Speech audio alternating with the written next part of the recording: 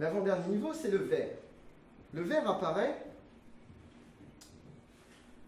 parce qu'à un moment donné, à force de courir vers être le meilleur, on en laisse beaucoup sur la touche, d'une part, et de deux, on s'essouffle énormément. On s'essouffle énormément parce qu'il faut produire énormément d'énergie pour être le meilleur, et il y a un moment donné, et ça concerne à peu près 10% de la population et c'est en nette augmentation, on a besoin de revenir à l'instant présent, et l'important c'est de se sentir bien là où on est, dans ce qu'on fait, et avec les autres avec lesquels on travaille. C'est des personnes qui sont énormément communautaires, qui ont une pensée relativiste. On s'en fiche de savoir ce qui est le meilleur ou pas. Ce qui est important, c'est comment on ressent la façon dont on le fait. Et on va essayer de maximiser le ressenti qu'on a en faisant les choses. Pour une organisation, on a déjà quelques organisations qui fonctionnent en vert. L'idée, c'est de donner du sens aux actions et énormément s'axer sur la collaboration. On va réintégrer le droit à l'erreur. On va conserver ce côté amélioratif, mais on ne va plus faire la course au succès, on va faire la course au bien-être, et on a le droit de se tromper, c'est pas grave. C'est des structures souvent flat, il y a très peu de hiérarchie, la hiérarchie est assez ténue. Et comme l'important là-dedans, si vous voulez, cette structure peut libérer énormément d'innovation. Parce que les personnes, la neuroscience ont prouvé qu'on pouvait être créatif uniquement si on se sent bien. Et comme ces personnes sont fortement axées sur le bien-être, forcément, elles sont naturellement plus créatives. Et on le voit par exemple, si vous voulez, c'est des entreprises verts ont créé par exemple l'économie, ce qui est une technique de réduction de l'usage des ressources par l'écologie. Il y a des entreprises comme ça qui ont arrêté de payer leur facture de gaz et qui ont diminué par 2 leur électricité, en mettant en place des systèmes d'épuration en interne, en brûlant leurs déchets dus aux plantes qui épuraient, etc. Ils ont tout un cycle comme ça qui leur permet de réduire un maximum leurs coûts. Donc ils ne sont plus forcément dans la course à la réussite, mais par contre, comme ils sont dans la course au bien-être et dans la diminution des ressources, ils sont extrêmement profitables aussi. C'est là où on va retrouver aussi l'économie circulaire et l'économie d'usage. Pour un salarié, c'est des personnes qui veillent à se sentir bien au moment présent, qui sont toujours dans la bienveillance et le partage. Leur motivation principale, c'est la qualité de leur contribution. Ils veulent contribuer le plus possible à une cause qu'ils estiment juste. Comme ils ont extrêmement d'empathie, vu qu'ils accordent extrêmement d'importance avec les émotions, ils sont idéaux pour entrer en empathie avec le client et donc fidéliser le client. C'est des personnes qui vont prendre à cœur de comprendre le client et de comprendre la manière dont il réagit et de faire en sorte que cette personne se sente le mieux possible. Donc on a forcément une fidélisation client qui augmente. C'est des personnes qui aiment partager, qui sont bienveillantes et qui sont orientées solutions. Donc elles sont parfaites pour l'intelligence collective. Donc les outils en vert. Premier outil qu'on a, c'est inverser la pyramide managériale. Alors ça peut faire peur comme ça, de se dire qu'on inverse la pyramide managériale, mais en fait on passe d'une relation de pouvoir à une relation de monopole. Puisqu'en fait la personne qui a les compétences pour avoir les stratégies sur l'entreprise est la seule qui peut le faire, et donc est monopolistique sur cette fonction-là. Il n'y a qu'elle qui peut le faire. Vous allez retrouver comme ça chacun son domaine de compétences et ce qu'elle apporte à l'entreprise. Donc, la pyramide est effectivement inversée, mais ça n'empêche pas d'avoir autant d'importance dans l'organisation. Le deuxième, c'est la raison d'être.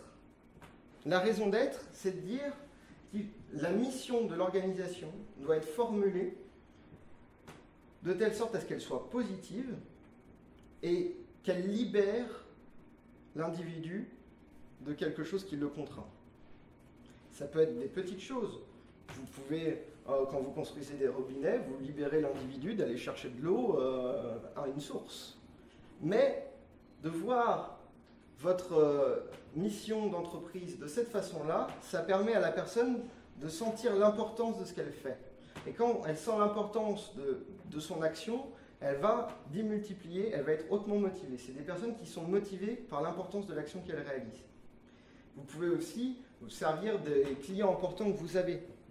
Et par leur intermédiaire, par exemple, j'ai discuté avec un chef d'entreprise qui faisait des fibres optiques. Il se trouve qu'en client, il a la NASA, entre autres. Et donc de dire qu'en faisant des fibres optiques de meilleure qualité, on pouvait envoyer des satellites dans l'espace, ça a fortement motivé tous les verts qu'il y avait dans sa structure. On va s'appuyer sur l'intelligence collective. Alors pour l'intelligence collective, j'ai deux petites anecdotes. Donc dans l'intelligence collective, on va retrouver le brainstorming par l'absurde, la théorie des 6 chapeaux, etc. On a énormément de méthodologies qui rentrent là-dedans. Et j'ai deux anecdotes. La première, c'est Walt Disney. Walt Disney utilisait énormément l'intelligence collective. Et quand il a ouvert son premier parc d'attractions, il y avait une attraction qui s'appelait Pirates des Caraïbes.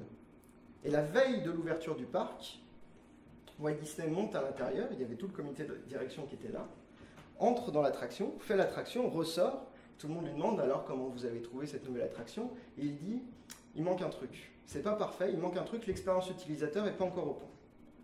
Il va réunir l'ensemble de ses collaborateurs, y compris les intérimaires, dans une salle. Il va dire, voilà, cette attraction, il manque quelque chose, je sais pas quoi, mais on ne sortira pas d'ici tant qu'on ne l'a pas trouvé. Et au bout de quelques heures, il y a un balayeur d'origine d'Amérique du Sud qui va lever la main et qui va dire « Moi, dans mon pays, quand on est dans des conditions comme ça où il fait très chaud et humide, on a des lucioles. » Et là, Walt Disney va dire tout de suite « C'est ça, il nous manque les lucioles, c'est pour ça que c'est pas suffisamment réaliste. » Il va faire venir des vraies lucioles pendant toute la durée où ces chercheurs vont fabriquer de synthèse pour alimenter l'attraction et ainsi ouvrir à temps. La deuxième anecdote, et bien sûr, il a connu le succès qu'on connaît aujourd'hui. La deuxième anecdote, c'est une société dans la côte ouest des États-Unis qui fait du transport ferroviaire.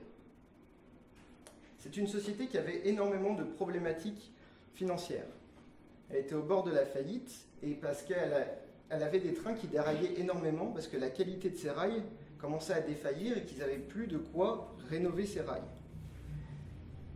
Ils ont fait une intelligence collective et ils ont sorti une solution qui était de mettre des capteurs sur le train pour vérifier la qualité des rails en temps réel et ralentir si la rail était en mauvais état. En mettant ça en place, ils ont diminué drastiquement les taux de déraillement, ils ont augmenté du coup leur taux de fidélisation cliente, ils ont pu repasser profitable. Et ensuite, la question s'est posée, est-ce qu'on rénove les rails, non pas pour survivre, mais pour augmenter la rapidité de livraison. Le deuxième, c'est de prendre en compte les émotions. Et là, on va passer d'un système de management à un système de leadership. En d'autres termes, on va passer d'un système où on donnait des ordres et des directives à un système où on va persuader, négocier et impulser le salarié vers l'objectif. On va faire en sorte que le salarié prenne plaisir à faire cette tâche et comprenne la nécessité de faire cette tâche pour qu'il la fasse. Un autre outil, c'est de libérer les locaux. On voit énormément de free space dans ces entreprises arriver. Bon, certaines entreprises industrielles ne font pas de free space, mais elles réorganisent quand même les locaux de l'industrie pour faire entrer plus de lumière, par exemple, ou avoir de plus belles vues.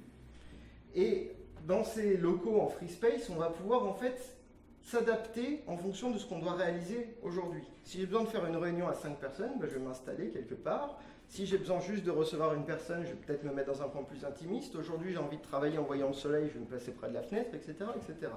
Et donc, du coup, de choisir le lieu le jour même, ou même de changer pendant la journée, ça permet de toujours prendre plaisir à ce qu'on fait et toujours être dans les meilleures conditions pour être le plus productif possible. Un autre outil, c'est la suppression des privilèges, parce que c'est des personnes qui ne supportent pas les écarts qu'il peut y avoir entre les personnes. Et notamment le fait d'avoir un grand bureau privatif, etc. C'est des privilèges qui sont très mal vus par cette catégorie de personnes. Et ce qu'on peut faire, c'est non pas de les supprimer, parce que c'est un moteur très intéressant pour toutes les autres couleurs, on va les dématérialiser le plus possible. On va donner des récompenses avec des services, plus qu'avec des objets. Donc soit vous allez avoir des récompenses, par exemple, qui vont être des voyages, ce genre de choses, qui du coup ne seront pas visibles techniquement dans l'organisation, et ces personnes-là ne les verront pas forcément. Ou si elles les voient, elles ne seront pas forcément beaucoup impactées, parce que ce n'est pas là tout le temps devant leurs yeux.